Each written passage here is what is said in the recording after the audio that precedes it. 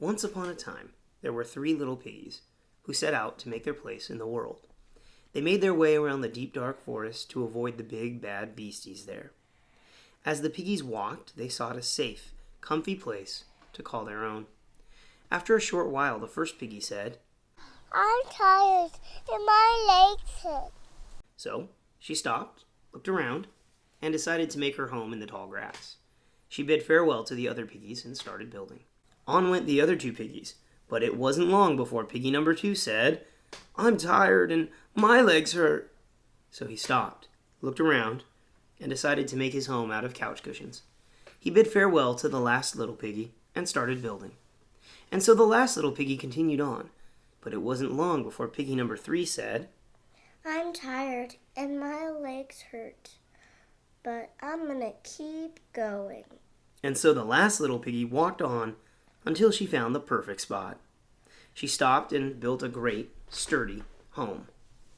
But out of the deep dark forest came a big bad wolf with sharp teeth and long claws, for it had caught the sweet scent of the piggies on the wind and set its paws upon their trail.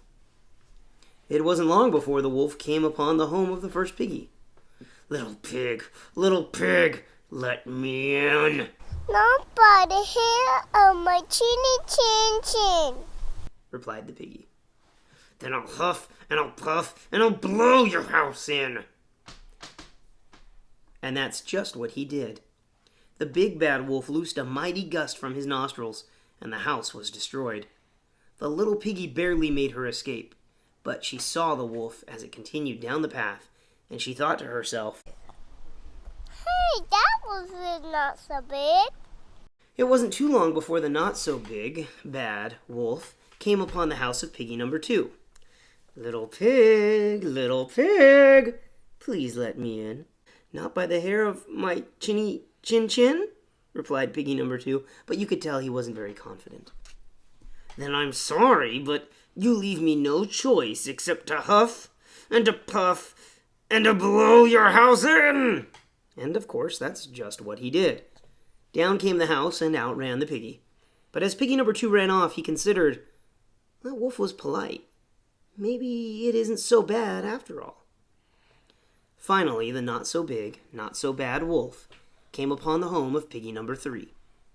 By that time, the other piggies had already shown up and explained what had happened. Little piggies, I'd really appreciate it if you would let me in." "Not by the hair of our chinny chin chins." "But I really want to be in there with you guys. So, if you don't open up, I'll have to huff and puff and let myself in." But try as he might, the not-so-big, not-so-bad wolf was unable to blow down the last house, for its architecture was on point. Flummoxed, the wolf refused to give up, kind of like the last piggy earlier in the story. He came up with a desperate plan to climb up the side of the house and enter through the chimney. Imagine the surprise of the 3 little piggies when this critter appeared in the middle of their living room. "Hey, you aren't so big," said piggy number 1. "And you aren't so bad," said piggy number 2. "And you aren't a wolf at all," said piggy number 3. They were right. The big bad wolf was a not-so-big, not-so-bad, not-so-wolf. He was really just a cute dog, or bear, or whatever. And he was just looking for a warm, kind home filled with love. The piggies discussed it, and they decided that instead of living separately, they should all stay together in the last house and make that creature their family pet. But even with a cute pet, they were still missing something really important to make their family complete.